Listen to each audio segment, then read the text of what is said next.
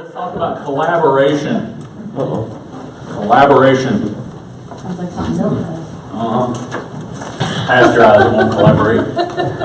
Coordinates and cooperates with other directors. So collaboration is respect and responsibility to other directors and other ministries. So, as we think about our role and our responsibility, it would be tempting for a director of a ministry to go in and go, hey, wait a minute, we're supposed to be in the gym. Walk up to the workers and be like, hey, you're not supposed to be in here, this is my time in the gym. But that director should not go to the workers of another ministry, because who is responsible to manage the workers of another ministry? Their director. So who should the director talk to? The other director. Right. Okay. So we're dealing with directors collaborating with other directors. All right. So number one, the theology of investing in other people's ministry. I don't know if you've ever thought about this. There was an audio teaching that I used to get monthly from a guy out in Oklahoma, and he spent a lot of time talking about investing in other people's ministries. I was like, man, I got enough to do with my own ministry. I ain't got time to help somebody else with theirs. But the more I listened to him and the more I've thought through and seen in Scripture, the more this really makes a lot of sense. We need to serve each other in each other's ministries. I need to invest in helping you grow your ministry. Philippians 2, 3, and 4. Let nothing be done through selfish ambition or conceit, but in lowliness of mind, let each esteem other better than himself. Let each of you look not out only for his own interests, but also for the interests of others. So if we bring this into the director world, I'm not just looking at my ministry going, hey, my ministry is the most important one. Stay out of the way. I'm going to get my ministry done. I look and I go, you know what? Your ministry is just as important as my ministry. How can I help you in your ministry? How can I invest in you growing your ministry? How can I see your ministry as just as valuable or more valuable than my ministry and help you grow and thrive and your ministry grow and thrive? So the theology of investing in each other's ministries. Number two, a necessity of teamwork throughout the body. We looked at this back in Ephesians 4 already. If we all look and say, I'm the hand, therefore the ministry that the hand has is the most important ministry, and nobody else's ministry matters, what's going to happen to the effectual working of all those parts and pieces together? Yes. Both coffee. It says decaf and water. Is it decaf? No. Oh, okay, so they're both regular? Both regular. What's that stuff? How much sugar is it? Give me a couple. Give me a couple. You just lost points. Don't let it bother you, Miss Sharon. What's going to happen if the hand says, I'm the only one that counts here? If I need to go paint a wall and I say, hey, the hand's the one that holds the roller, how am I going to walk from here to there if the feet aren't going to get in cooperation? Does the hand get from here to there? No, the feet get from here to there, and then the hand does the painting. If we don't cooperate, if there's not a teamwork throughout the body, then it's like I've got to do the work of the feet, the work of the legs, the work of the arms, the work of the hands, and I'm a hand. That doesn't make any sense. I need to have me doing the work of the hand, and the arms doing the work of the arms, and the legs doing the work of the legs, and the feet doing the work of the feet. That's how the teamwork should function. But so often in ministry, we have this idea that I am the totality of my ministry, and everybody else is the totality of their ministry, and never the two shall meet. I'm going to draw a picture for you that hopefully will help this make sense.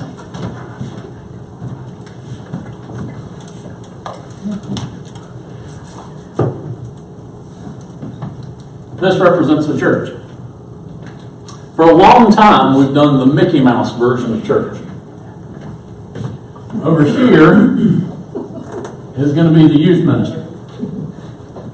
We hire a youth pastor, we have youth workers, the youth go back to youth ministry, and what happens is youth becomes its own thing. It's encapsulated out here on its own, and it's not really part of this anymore because it's separated completely. And then we do the same thing with children's ministry. We can't leave the children out. And so the children's ministry, there's a children's pastor and there's children's workers in the children's wing during the children's time, and there's no interaction with the church. And we can't leave the old people, sorry guys, the old people out. And so we have the Young at Heart. And there's the Young at Heart pastor and the Young at Heart wing and the Young at Heart meetings and the Young at Heart budget and the Young at... And what we end up with is we end up with all these little Mickey Mouse ears wrapped around in a circle, and there's really nothing going on in here anymore because everybody's segmented out into their groups. And what happens is when the Young at Heart have an activity that they're going to go on, well, they want the band. But the teenagers have their activity and they want the band. And so in most churches, what would happen is the Young at Heart and the youth, they're going to go to war. Because my ministry is going to get the band.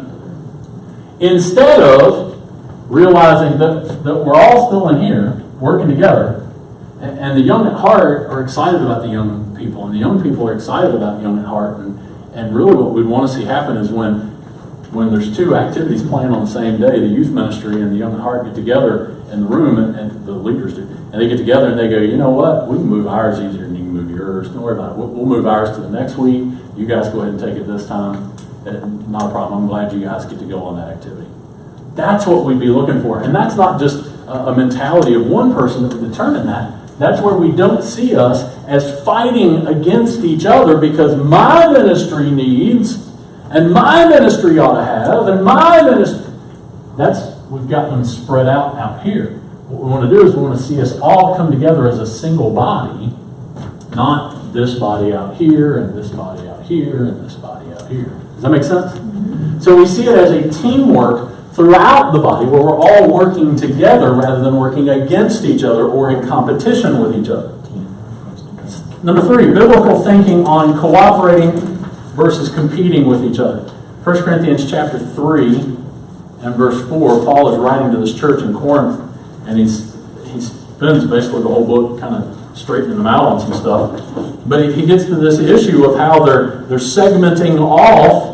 And he says in verse 4, for when one says, I am of Paul, and another, I am of Apollos, are you not carnal? He says, look, when you segment out and you go, well, I'm of the youth ministry. No, we're all the body of Christ, and if it's you fighting against you and you fighting against you, there's no teamwork. So we need to understand the necessity of the teamwork, and we need to have biblical thinking on this cooperating versus competing. We need to see ourselves as working together. Now, there's a couple of specific issues that come into play here. One is recruiting workers.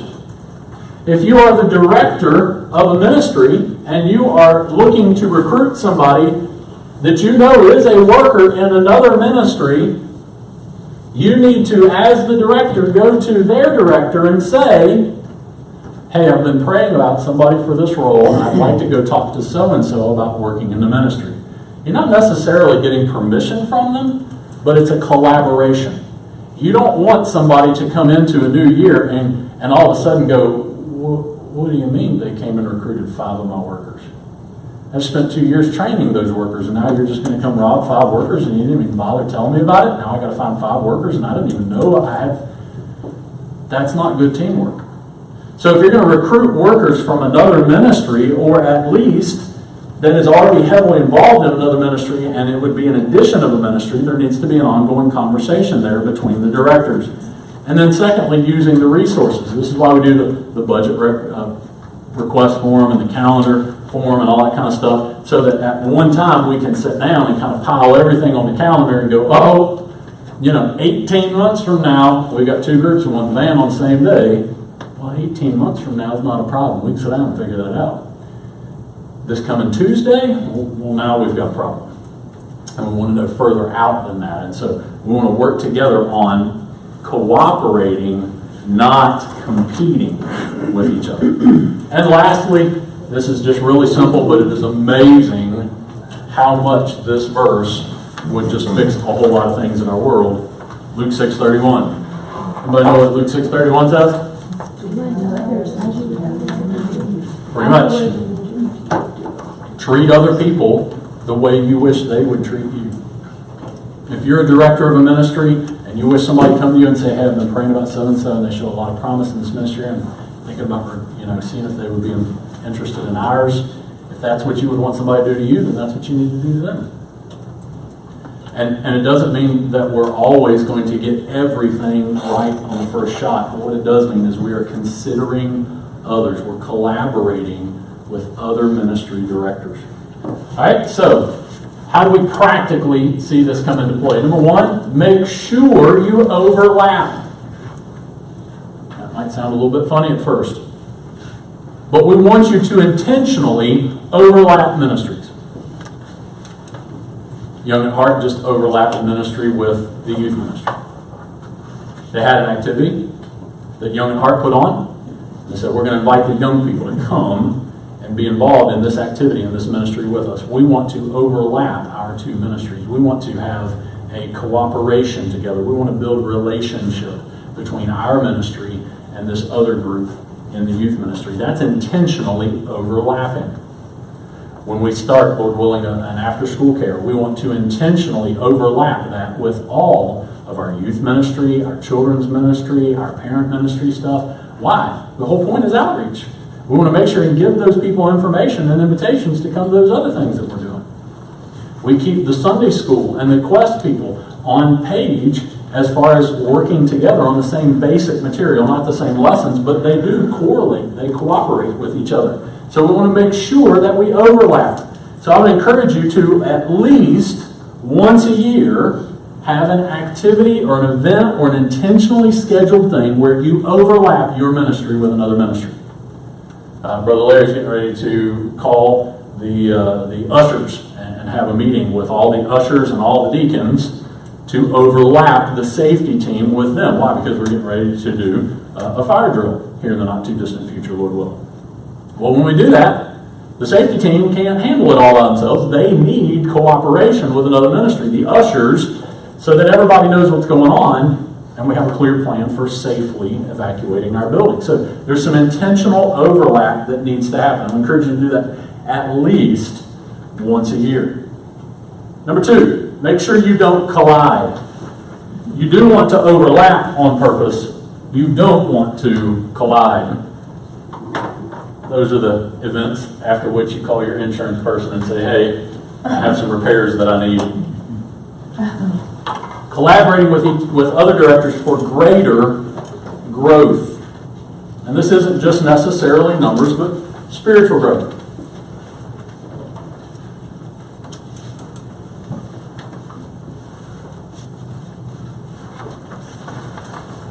All right. Making sure we overlap and that we don't collide. I had a Marine friend one time that said, every time I get ready to do something, I think, what do I know and who else needs to know it?